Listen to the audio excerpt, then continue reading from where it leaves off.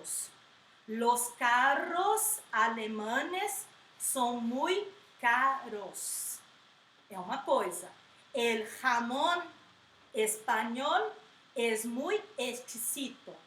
El jamón, que é escrito com J. El jamón ibérico es muy exquisito. É muito saboroso. O presunto ibérico é muito saboroso, é muito gostoso. El jamón se escreve com a letra J.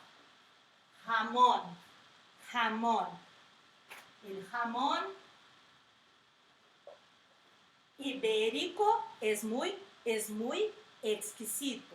Agora, quando eu digo los carros, com doble R, los carros alemanes son muy caros. Los carros alemanes son muy caros. Tem diferença, doble R e o R. E o J tem outro som. Então, você não fala el jamón, como se fosse a letra J do alfabeto do inglês. J, letter J.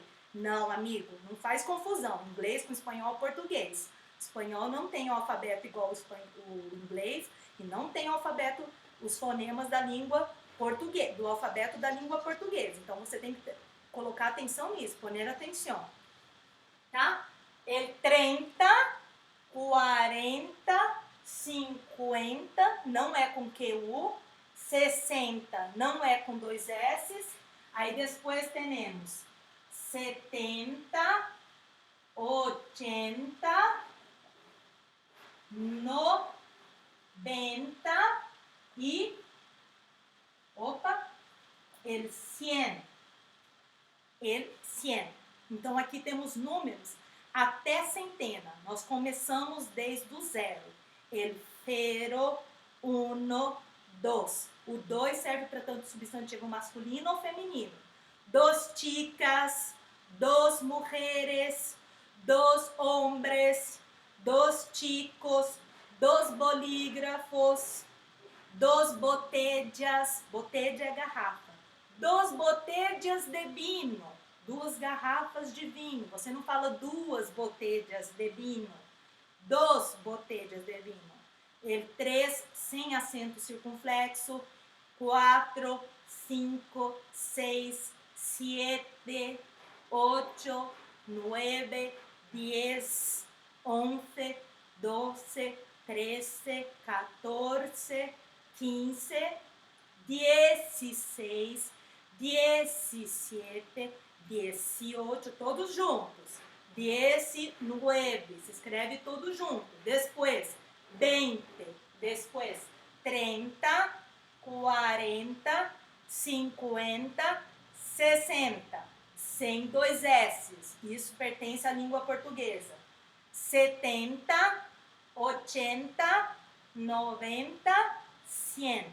Por agora, é isso que nós vamos aprender sobre os números em língua espanhola. Por quê? Porque depois, quando tivermos mais para frente, nós vamos aprender a parte como se escreve os números quando são números grandes. 130, 221, 1990. Existem regras de como que você usa a conjunção E, que na língua espanhola, a conjunção E, ela é simbolizada pelo Y, por esta letra. Y, ela funciona como conjunção aditiva. O que é conjunção aditiva? É que adiciona. Na nossa língua portuguesa, é a conjunção aditiva E. 1990. Na língua espanhola, quando a gente escreve e fala os números, são números de centenas, de milhares, 1990, 2010, 139, tem regrinhas, não é igual ao português. Mas neste momento, nós não vamos mergulhar neste mundo, tá? Porque nós somos nível iniciante, estamos indo passito por passito, petit a petit, como diz em francês, tá, gente? Então, nós vamos continuar aqui. Na unidade 4, agora que eu estou vendo aqui que nós temos a unidade 4, né? A unidade 4 tem os conteúdos gramaticais, que nós pegamos primeiro os números, que nós já atingimos as dezenas, né? Os números.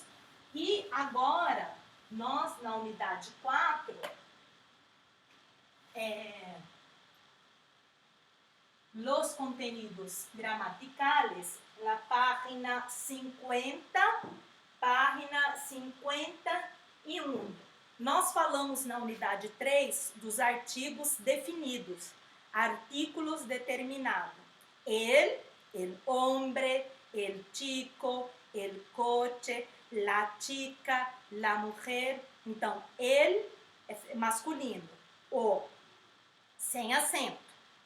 La é artigo definido feminino e tem o plural las.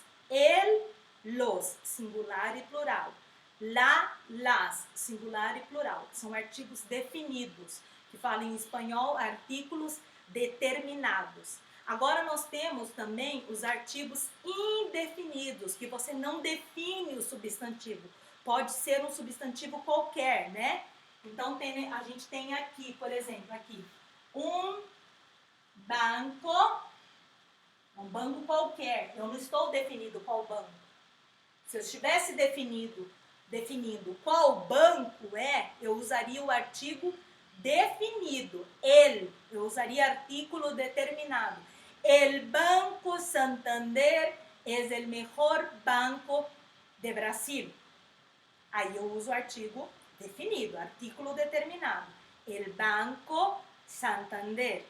Agora, se eu falo um banco, los bancos son muy malos. Cobram mucho interés. Interés é juros em espanhol. Los bancos cobram mucho interés. Não estou definindo qual banco é. Se é o Santander, se é Itaú, se é Banco do Brasil.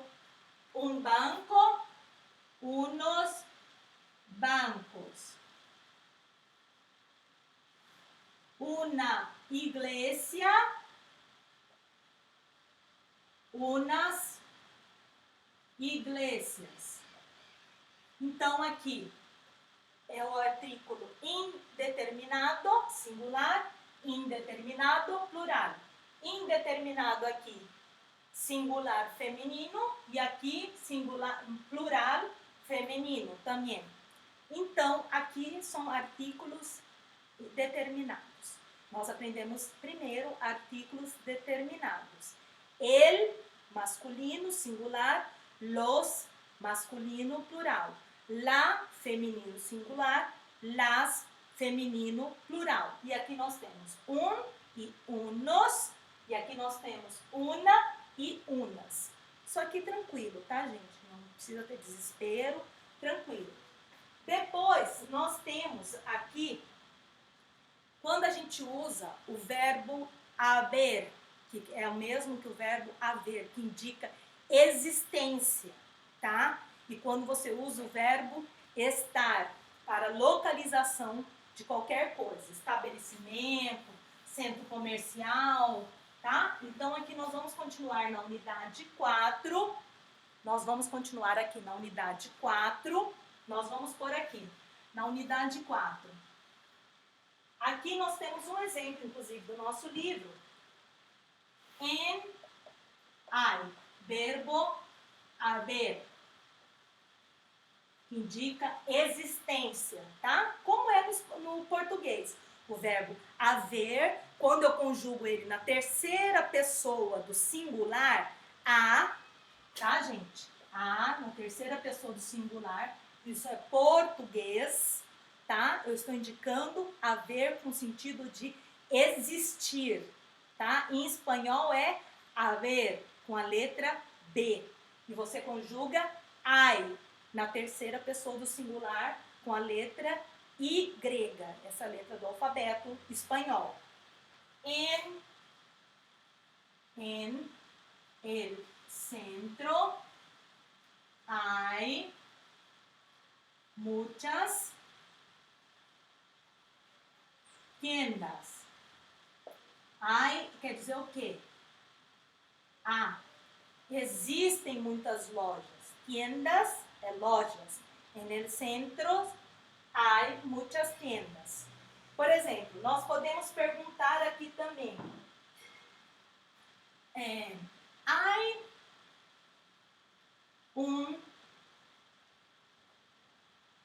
aqui não.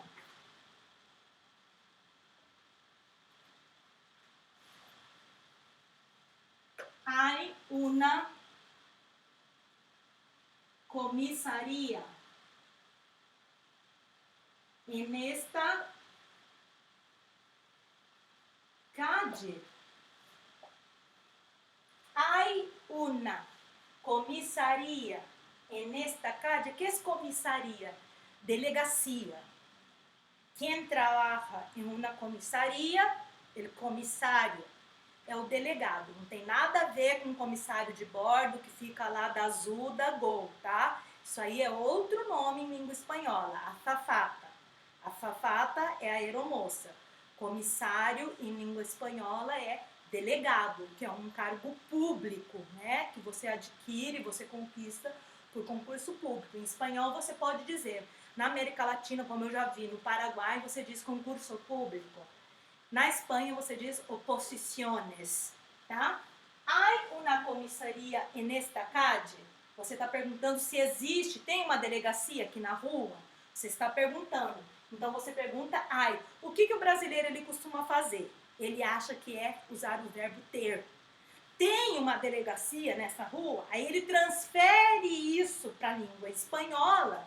Aí ele fala para a pessoa que é o nativo, se ele estiver viajando lá pela Espanha, Paraguai, pela Bolívia, ele está perdido lá numa rua, ele foi roubado, quer ir para a delegacia, lá em Assunção, em La Paz, qualquer lugar que o valha, onde se fala a língua espanhola, seja a língua oficial. Aí ele pergunta desse jeito, e acha que está abafando. Tiene una comisaría, tiene una tienda, tiene una farmacia en esta calle.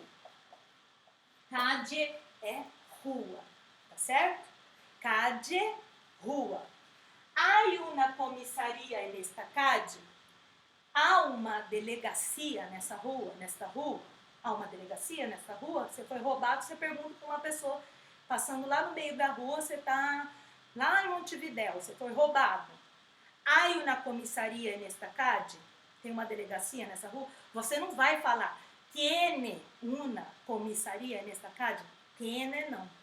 O brasileiro confunde, porque ele usa isso na língua portuguesa, na oralidade, na competência oral, mas não transfira isso que você produz na língua portuguesa em contexto oral para a língua espanhola. Na língua espanhola não é idêntica. Hay una comisaría nesta calle? Não pode perguntar tiene, não. Tá?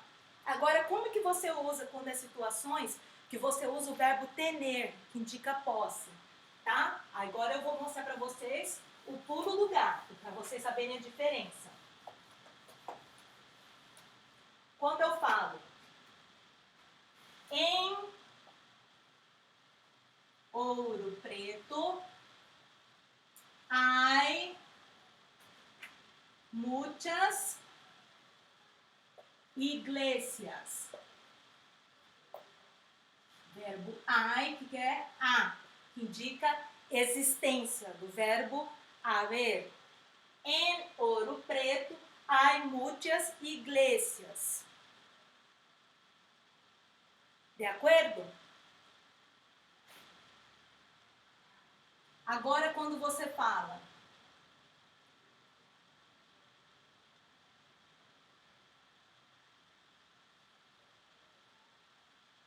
Granada tiene lindos árboles. A cidade de Granada é uma cidade ao sul da Espanha, que é chamada região de Andalucia, tá? Fica ao sul da Espanha, uma cidade muito conhecida ao sul da Espanha. Granada tiene lindos árboles.